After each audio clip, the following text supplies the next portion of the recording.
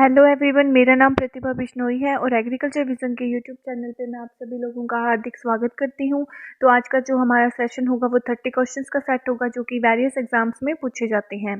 तो इससे पहले भी हमारी वीडियोस आ चुकी है, तो उनका जो लिंक है वो डिस्क्रिप्शन में दिया हुआ है, आप उन्हें वहाँ से देख सकते हैं। तो चलिए शुरू करते हैं हम हमारे फर्स्ट क्वेश्चन के साथ। और हमारा फर्स्ट क्वेश्चन है, विटामिन सी का नाम है। तो इसके ऑप्शन है, फर्स्ट ऑप्शन है एस्कॉर्बिक अम्ल, सेकंड ऑप्शन है पायरोडोक्सिन, थर्ड ऑप्शन है थायमिन और फोर्थ ऑप्शन है कोई नहीं। तो जो विटामिन सी है उसे हम एस्कॉर्बिक एसिड के नाम से भी जानते हैं। अब हम चलते हैं सेकंड नंबर क्वेश्चन पे। बंची टॉप किसका रोग है? तो इसके ऑप्शन है, फर्स्ट ऑप्शन है आम, सेकंड ऑप्शन है केला, थर्ड ऑप्शन है पपीता और फोर्थ ऑप्शन है अंगूर। तो जो बंची टॉप डिजीज है वो बनाना की मतलब केले की डिजीज है। ठीक है, अब हम चलते हैं थर्ड नंबर क्वेश्चन पे। निम्न में से भंडार गृह में लगने वाला कीट है। तो हमें बताना है कि ऐसा कौन सा कीट है जो भंडारण के समय या फिर स्टोरेज के टाइम लगता है। तो इसके ऑप्शन है, फर्स्ट ऑप्शन है कॉकरोच, सेकंड ऑप्शन है सफेद मक्खी, थर्ड ऑप्शन है खपरा बीटल और फोर्थ ऑप्शन है एफिड। तो जो भंडारण के समय लगने वाला कीट है वो है खपरा बीटल। ठीक है, ये स्टोरेज के टाइम लगने वाला मेन इंसेक्ट है। अब हम चलते हैं 4 नंबर क्वेश्चन पे। निम्न में से टेम्परेट फल का उदाहरण है।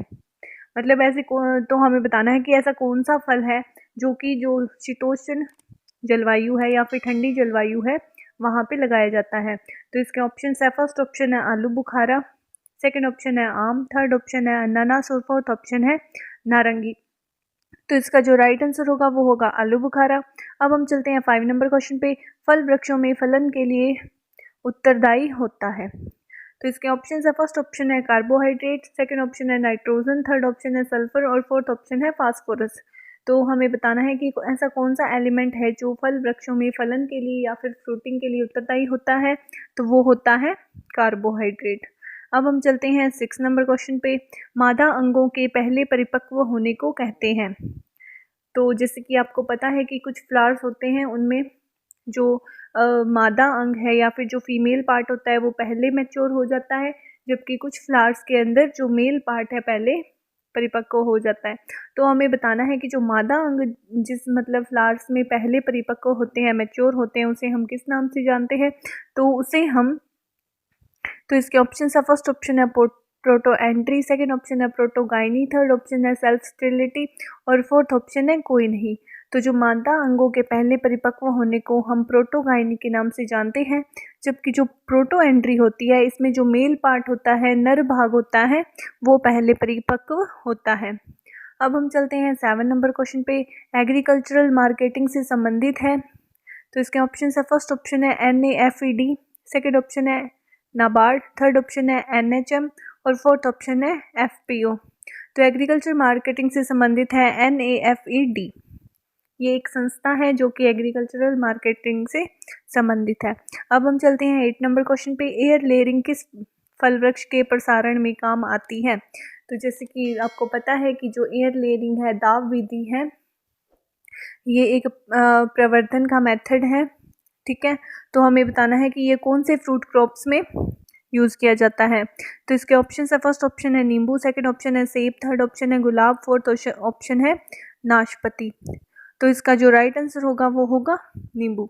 अब हम चलते हैं 9 नंबर क्वेश्चन पे। राजस्थान में उद्यानिकी महाविद्यालय स्थित है। तो इसके ऑप्शन है, फर्स्ट ऑप्शन है बीकानेर, सेकेंड ऑप्शन है उदयपुर, थर्ड ऑप्शन है झालावाड़ और फोर्थ ऑप्शन है कोटा।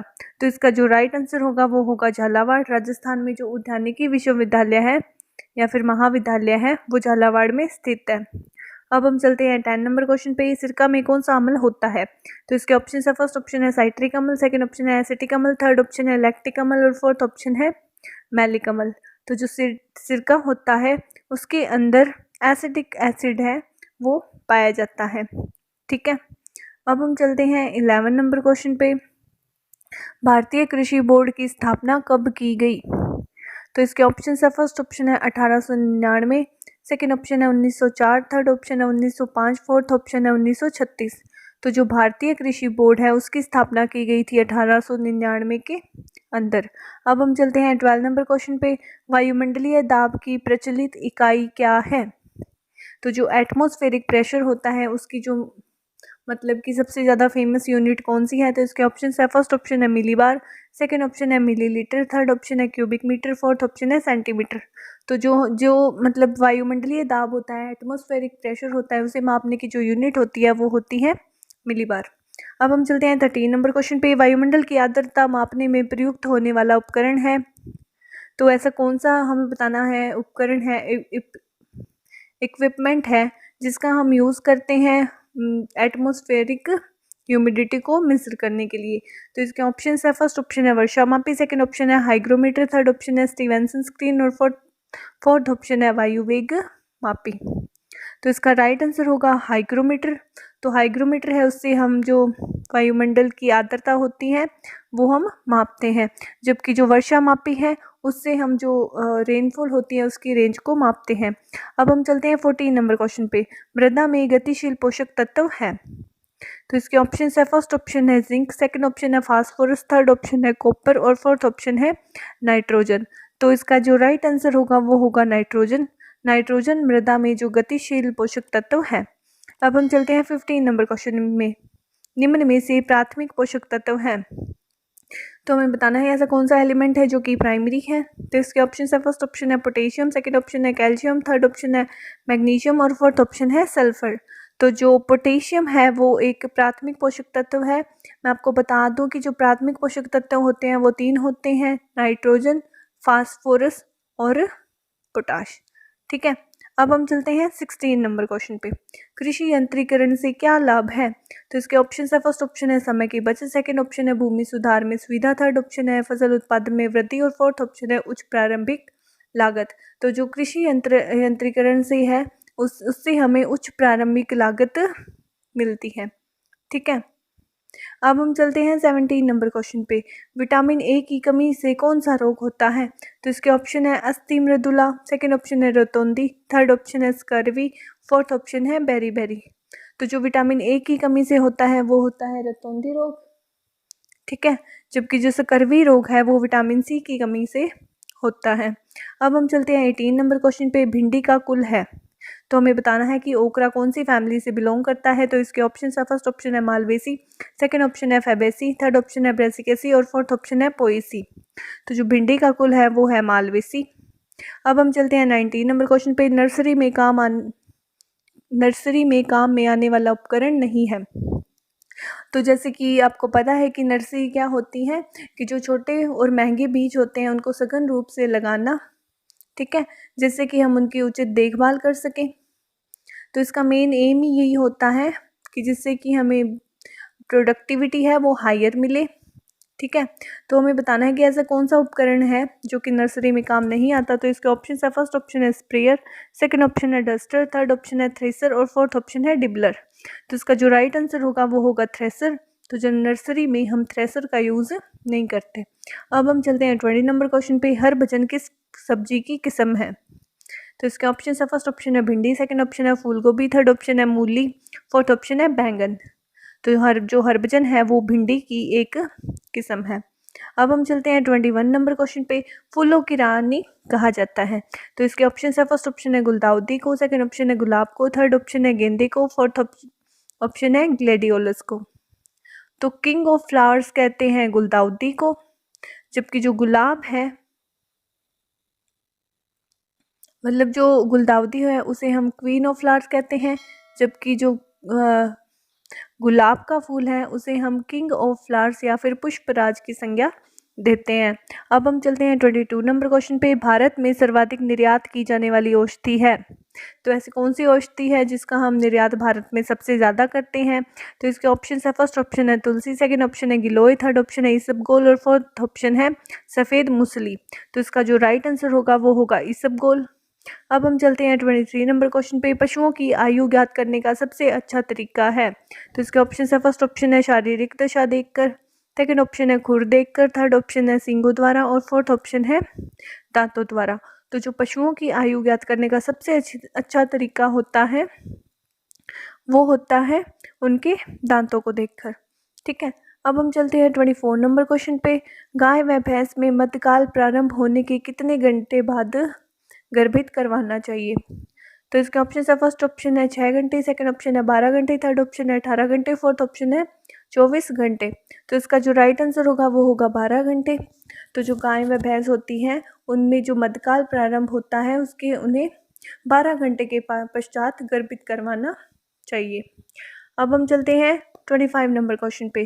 भेड़ों की यौवनावस्था होती है, तो इसके ऑप्शन है, फर्स्ट ऑप्शन है 10 माह, सेकेंड ऑप्शन है 12 माह, थर्ड ऑप्शन है 20 माह और फोर्थ ऑप्शन है 24 माह। तो इसका जो राइट आंसर होगा वो होगा 10 माह।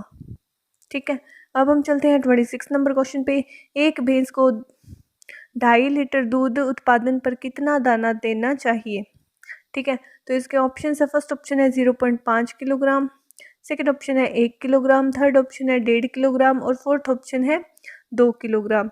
तो इसका जो राइट आंसर होगा वो होगा 1 किलोग्राम।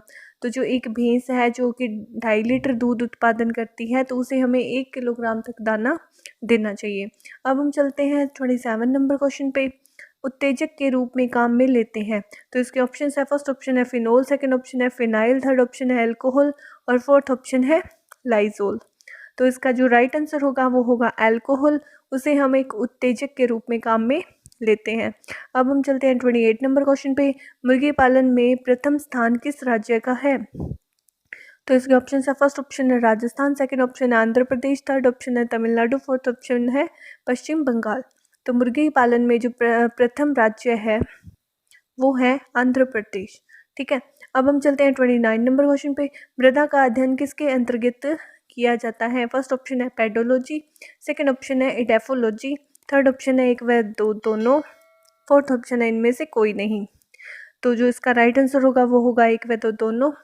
तो जो पेडोलॉजी होती है उसमें तो हम मृदा का जो निर्माण है या उत्पत्ति है उसके बारे में स्टडी करते हैं, जबकि जो इडेफोलॉजी होती है उसमें हम क्या करते हैं, जो मृदा का जो वनस्पति है या फिर जो प्लांट्स हैं उनके साथ जो रिलेशन होता है उसके बारे में हम स्टडी करते हैं। अब हम चलते हैं 30 नंबर क्वेश्चन पे।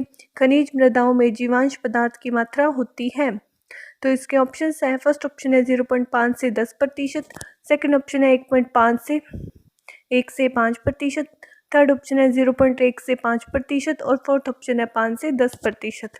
तो इसका जो राइट आंसर होगा वो होगा 0.1 से 5%। तो जो खनिज मृदा होती है उसमें 0.1 से 5% तक जीवांश पदार्थ होना चाहिए। इसी तरीके से हमारा आज का सेशन यहीं पे समाप्त होता है।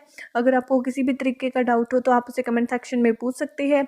इसके साथ ही आप हमें टेलीग्राम चैनल पे और व्हाट्सएप के ग्रुप में भी ज्वाइन कर सकते हैं। उनका जो लिंक है वो डिस्क्रिप्शन में दिया हुआ है। Thank you so much.